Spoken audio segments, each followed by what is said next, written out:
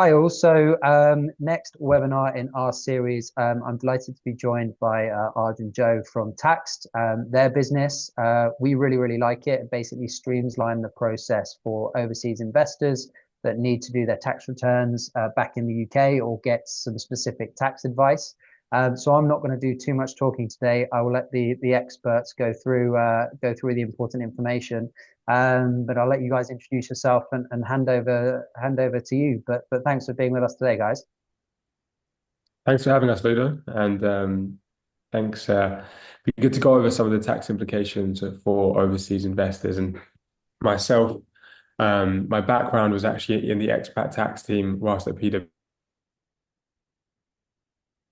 So we worked a lot with resident cases of individuals that are moving in or out of the UK who might be living abroad and investing in the UK. So that's also why we set up Taxed, was to make it much easier for individuals who are investing in the UK to have an easier tax service, affordable, and actually see a better return on their investments as well. I'll also pass over to Joe to introduce himself too. Yeah, thanks, Arch. Thanks, Ludo. So my role is I guess, is the tax lead here at Tax. So focusing mainly on like the real personal tax things, working closely with our customers that are using our software. So helping lots of people out in to have lots of landlords and non-resident landlords and stuff like that. So this sort of stuff combined with the international aspects and things like capital gains comes up very regularly for us. So yeah, looking forward to getting into it. Perfect. Perfect. Thanks, Joe. Let's jump in. So I guess just a little bit of an agenda of things that we'll go through. We're going to be looking at some of the basics, and some of the viewers may already understand these things around tax as a non-resident, right? But I think it's key just to kind of go over the webinar and the presentation later on. A bit around how your rental income is actually taxed in the UK, what you can claim, what might be capital cost, etc. And we've got some big tax changes coming up in the UK, MTD, which is going to require quarterly updates instead of the usual annual tax filing if you own property in your personal name. And it's a big change coming, but it's not one to worry about with software. Then we're going to be looking at setting up a limited company. So for the world, I think, do you use a limited company for your property investments? What's more tax efficient? And the answer is it really depends on your situation. And we'll go over some of the key things that you should be thinking about for those cases. We'll also be looking at capital gains as a non-resident. How does that impact you? When do you need to file? What can you claim back on, etc. And then also look at inheritance tax, stamp duty, and also a bit around how we can help as well. Perfect. So, tax as a non-resident. Pass over to you. Sounds good. So you guys probably aware of some of the rules around, what it means to be a non-resident or a UK resident. Broadly speaking, if you're non-resident in the UK, you are not subject to tax on anything other than UK sourced income. And the primary example that I'll always give to people as something that is UK sourced income is going to be rental income from a UK property. So I guess straight off the bat, we can say that regardless of your resident status, if you hold UK property and you rent it out, at least in principle, that rental income is going to be subject to income tax in the UK.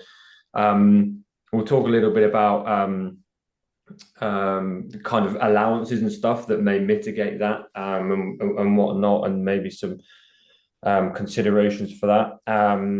But yeah, generally that's where the way it's going to work. Rental income is going to always be reportable on your UK self-assessment. So I guess we can cover how do you arrive at your taxable income for rental income purposes? What expenses can you take? We've got property gains there and capital gains. I think we might revisit that towards the slides, and obviously then the limited company side of things we'll cover separately. So just in terms of just to kind of really I guess refresh, how you would declare your non-residence and determine your non-resident status in the UK. We've got a slide which just talks about some of the basics here for the statutory residence test. So just in case there's anyone that travels to the UK, has a little bit of time, these 3 bullet points that you see here on the left-hand side are the main test for non-residents. So if you've not been in the UK for the last 3 years and you spend up to or fewer than 46 midnights in the UK, you'll definitely be non-resident. If you have been resident in one of the previous 3 years, but you're here for fewer than 16 days, you'll also definitely be non-resident.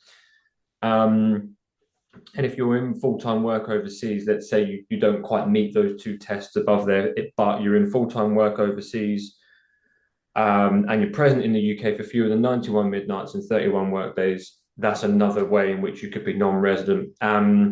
So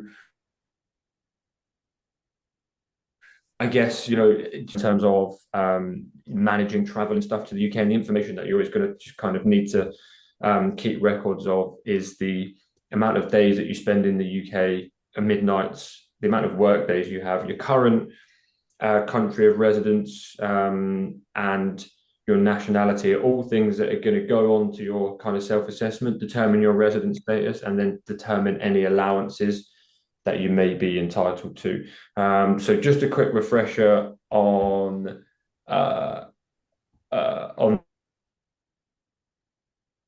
residence there. So they're around kind of some allowable expenses and things like that you're probably aware of all of this stuff, but what you would deduct from your gross rental income in order to arrive at a profit. We're only ever looking at the profit that is taxable on the self-assessment when it comes to rental income. So we will take into account your gross income, but it's never the gross that is the final figure.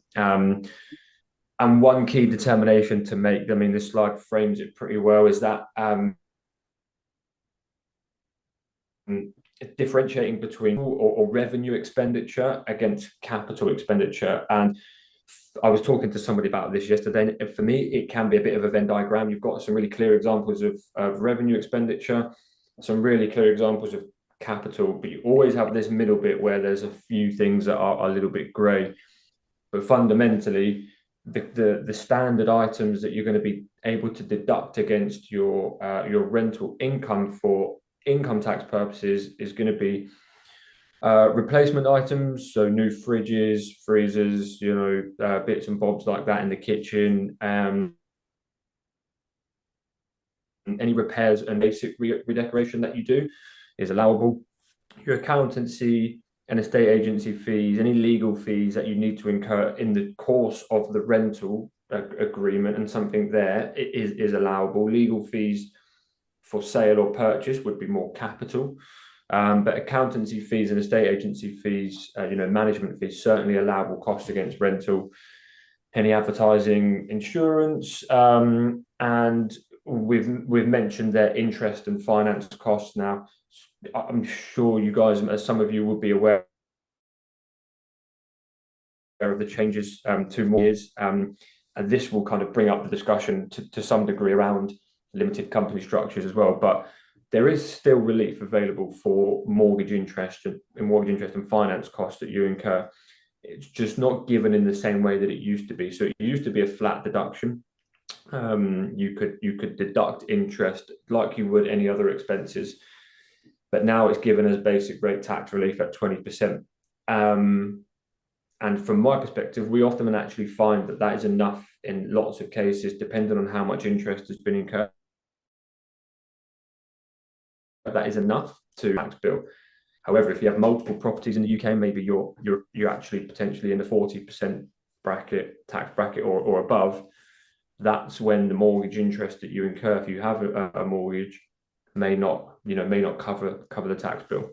So that's mortgage interest. I think is quite a key one. But on the right hand side, there's just the capital expenditure. These are the kind of expenses that you'll be able to claim when you sell your property, and you're looking at potential capital gains tax exposure. So, really obvious improvements, and this is what capital is really, is something where you're inherently improving the property and adding to the value. So, you know, an extension where you add an extra room is always going to be an improvement and maintenance. And we've got replacing windows there. Like a good example for me when it comes to windows is going from single glazing to double glazing. That's a capital cost. So that just frames it a little bit in terms of like from an income tax perspective, how you're going to be able to get to your final taxable figure for rental income. I think that is mainly it. I guess the key takeaways on, you know, how you're going to be taxed. So as a non-resident, your rental income is going to be within the scope of UK tax. We haven't mentioned it, but you're going to get, depending on your nationality, and this isn't going to kind of be the same for everybody. It's going to depend on your nationality and your country that you're in. But some people will be entitled to the tax-free personal allowance, which is currently 12,570. Even as a non-resident, that may still be applicable to you. And so that means that we see a large percentage of our client base who have got the UK rental property, but actually when they, you know, take into account all expenses and the personal allowance, they're below the personal allowance and there is no tax bill. They just have this reporting requirement. So it'll always be potentially you know, ultimately not taxed because of allowances. So that's sort of it, I guess, for like the income side of things. I think, Arj, maybe it's just talking a little bit about MTD next. Perfect. Thanks, Joe. And I guess just on the income and expenses, if you are filing your return with tax, you'll be able to see exactly what you can expense as you go through the process. And also you have the expertise, the tax experts at hand, if you do need any of that additional support. So if there are any questions on this, feel free to get in touch as well. And yeah, that does bring us, looked at income, we've looked at the expenses. Now MTD. MTD making tax is a quarterly reporting update from April 2026. But one of the key things with this change is that actually for non-residents, so if you're living abroad, it doesn't impact you until April 2027. So you can see on the screen that the current rules would be that if you have over £50,000 worth of rent income, then you must start to report your income quarterly from April 26. But the caveat is that if you're non-resident, which many of you viewing will be, that you only need to actually start from April 27. So it gives you a bit of time to get prepared.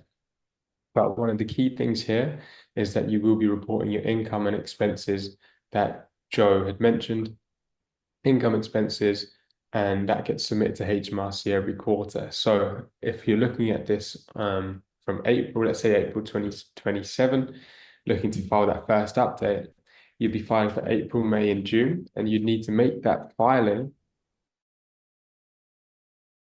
by the 7th of, so you'd be filing on that quarterly basis, and every quarter that you complete is done on a cumulative basis. So as you get into the second quarter, you're filing for 6 months, third quarter, you're filing for 9 months, and the final quarter, you're actually filing for the whole year. Now, one of the key questions that we get asked is, so do I need to actually pay my tax bill when filing these quarterly updates? And the answer is no. For now, the payment system is the same as before. So you file your quarterly updates, and then you do your end of year full tax return. And that's when you make payment to HMRC by the usual 31 tax year. So it is really just a bit of admin, the quarterly updates, making sure that you've got your records on software or online. So to that, it's important to use software like Taxed, or if you're using a spreadsheet or some way of tracking it, that you have those records stored and it's easily accessible in case HMRC asks for it. You can use software like Taxed or other to actually make the submissions to HMRC. Now, HMRC are requiring that everyone uses third-party software for these submissions. So it's important to test out what's out there, see which software works best for you, speak to the people behind it, see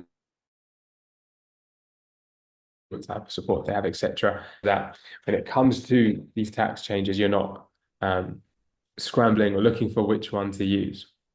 There are penalties if you do miss the quarterly update, so it's important just to get ahead of it prior to it kicking off. Perfect. Just to add, our MTD software will be going live shortly, and we're always looking for research individuals to help us test, feedback, etc. So feel free to get in touch if you'd like to be involved.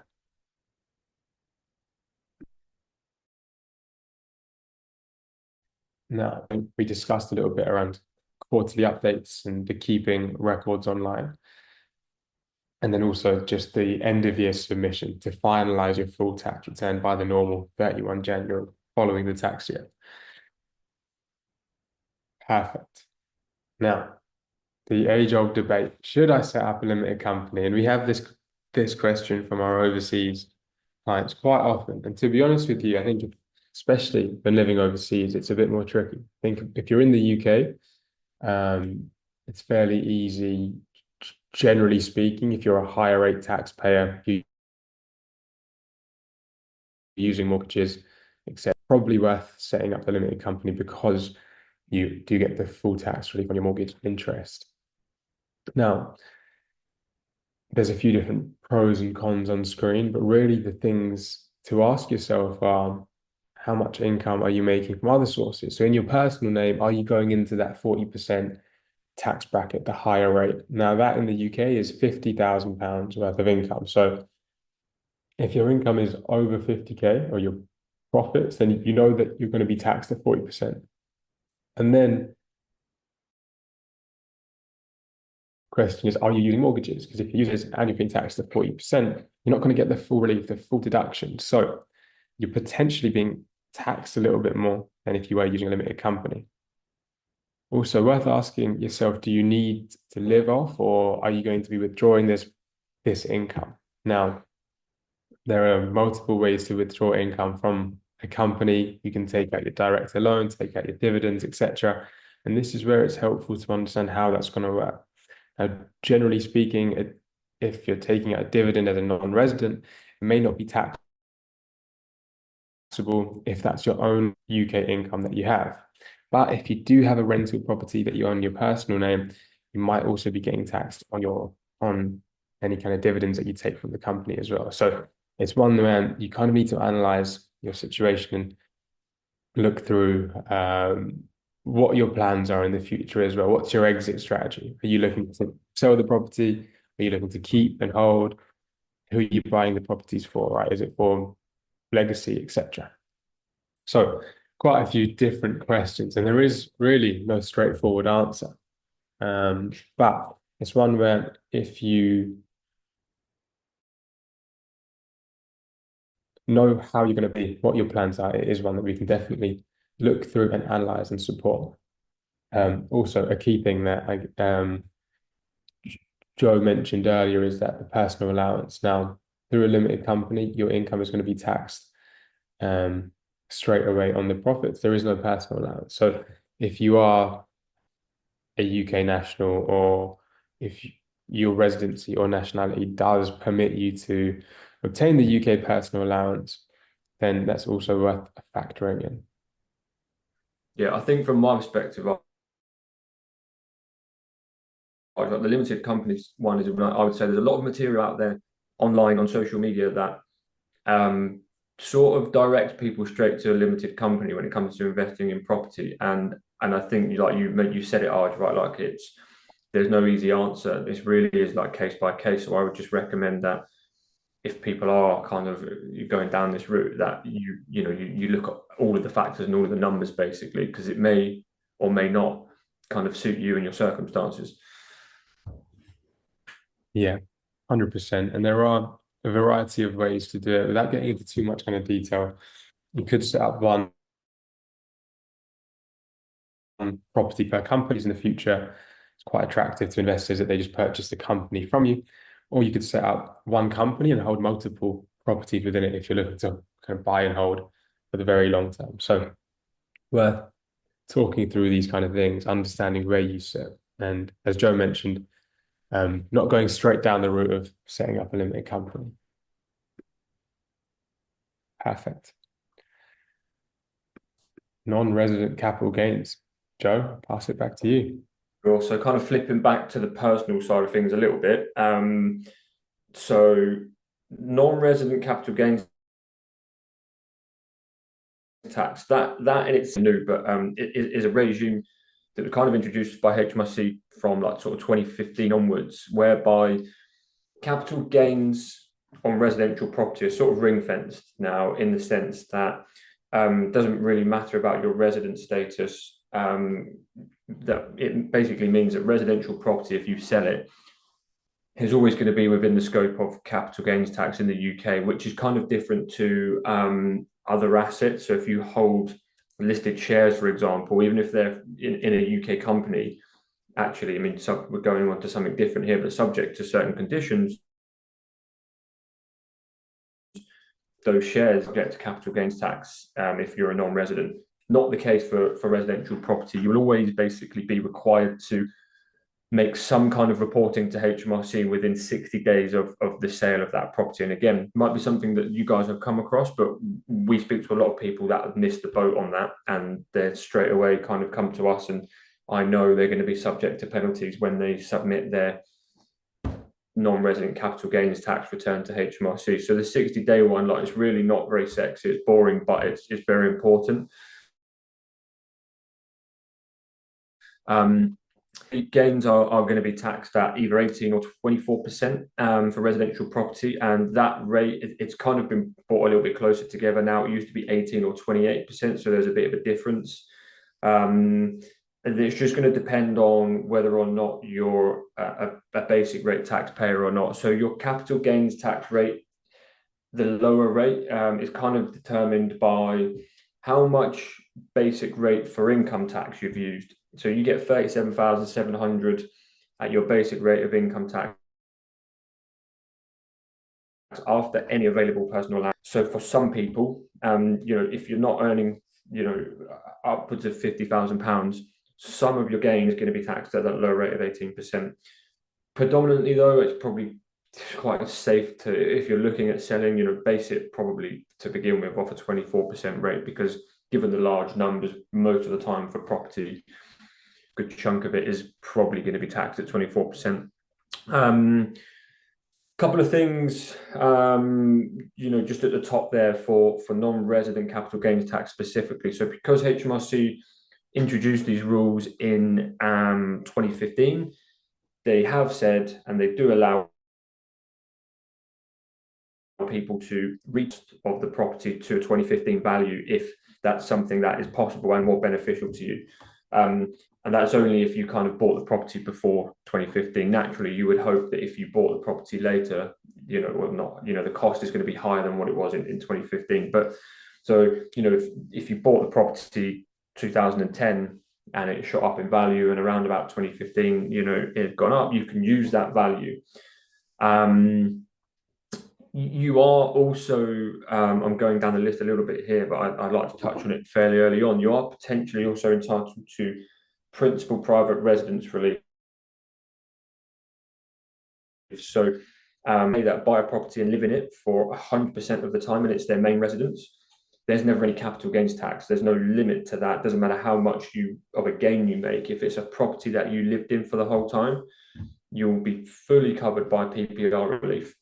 Now, we get a lot of non-residents that have maybe lived in the property for some of the time. And that period of time is potentially, should still be eligible for PPR relief. So I guess the point there is that even though you might be looking at a large gain, you may be able to mitigate some, or in some cases, all of the gain using PPR relief. And there are provisions in the legislation where people have not lived in the property for a certain amount of time, deem it as an occupation period. So I do sometimes speak to people that have been outside of the UK for a few years, and we're still able to fully cover their gain with PPR relief. That doesn't mitigate any requirement to report to HMRC. You still have to report to HMRC, but you wouldn't have any capital gains tax to pay. But that PPR bit, it involves calculations, and it's always worth getting in touch with us so that we can cover that bit properly. Would it include children in that? If you had kids studying in the UK and they were living in as their full-time residents, could you then offset it as their cost, or does it only have to be under the name of the person that owns the property? It typically, yeah. So there's no provision for family other than spouses, really. Okay. So there may be some property and the other spouse is away. That's likely to be okay because you can mirror the spouse's PPR, especially if the property is jointly owned. But that question's come up before, and yeah, no. So children and brothers, sisters, and all of that won't count towards PPR relief, but spouses would. That's mainly it. The last point there really is I've jumped around those bits, but it's you still get a capital gains tax allowance, same as UK residents. Currently, so it's not as large as the personal allowance. It has been brought down quite a bit over the years. It used to be pretty much equivalent to the personal allowance, but the first £3,000 of any gain that you make is going to be tax free. So that's mainly it. The main thing I always say to people is that make sure that you're just ready to report within 60 days of sale. So if you're about to sell or you've just sold, you can book a call with us and we can go through this, do the calculations with you, and make sure you kind of know what to do in terms of reporting, or even do the reporting on the call with you. So that's pretty much it for the capital gains tax.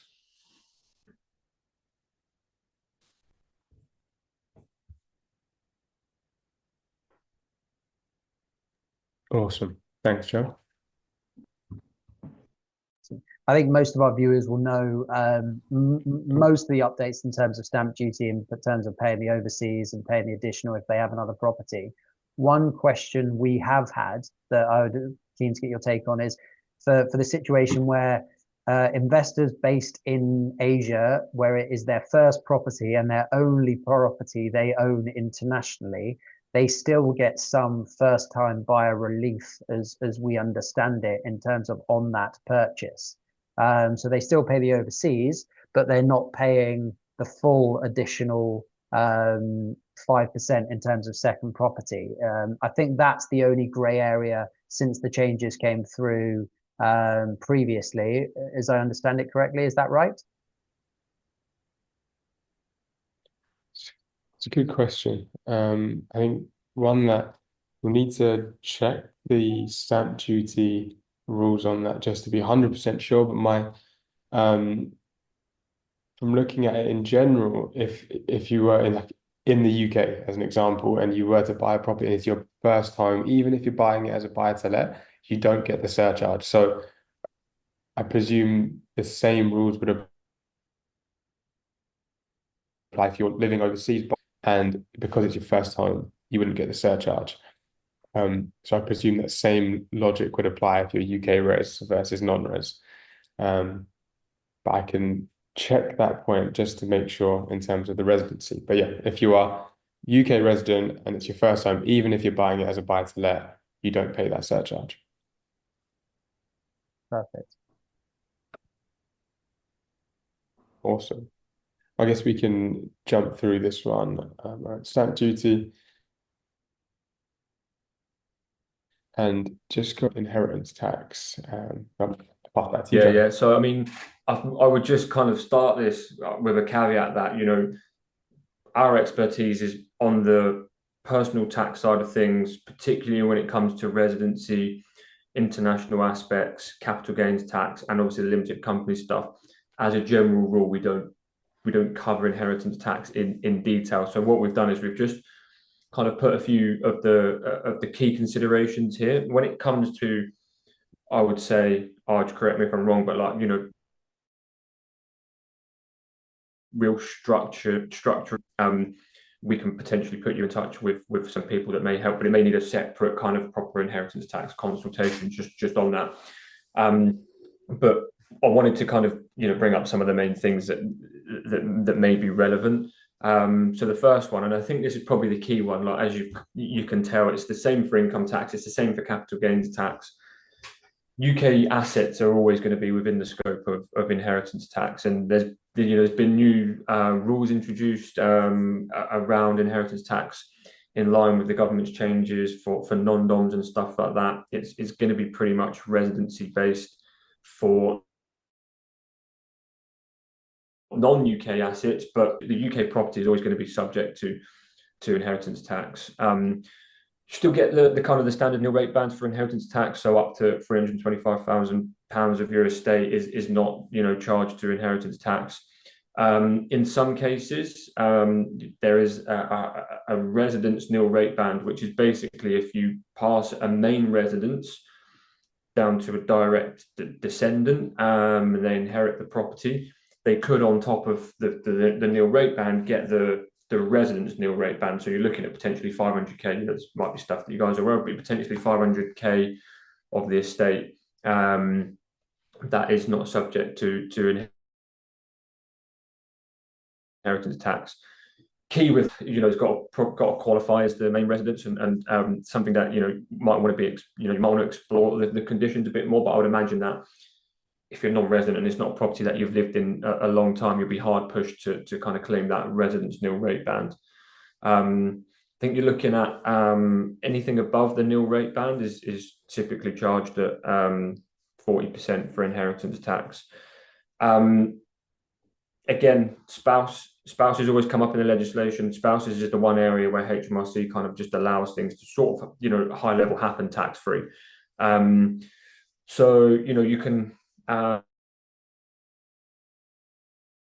make transfers to your house, tax free. There is a cap if the spouse is non-domiciled, and we might just need to check how those rules might have changed with the new government rules. But you can make those kind of transfers, and they would be exempt. Company ownership, we've talked about buying under a limited company, and I think this is probably important because there may be a thought process, and this is the kind of thing where you'd really want to seek proper advice on, but there may be a thought process that, if I own under a limited company, does that help me mitigate some sort of inheritance tax? I think they have a different type of view on that. If it's UK residential property is held through offshore companies, then it could still be caught by inheritance tax. So I guess it's just a case of, like, if you're going to do it through an offshore company or something like that, then you might really want to consider that if inheritance tax is a big thing for you, because it might not necessarily get the properties out of inheritance tax in the UK. Last one there really is it's reliefs. Probably not a massive amount of available other than this one here, which is business property relief, which I'm going to say straight off the bat is going to be tricky to apply to buy-to-let landlords and their companies, because business property relief is basically an exemption of up to 100% when people inherit a valid trading business.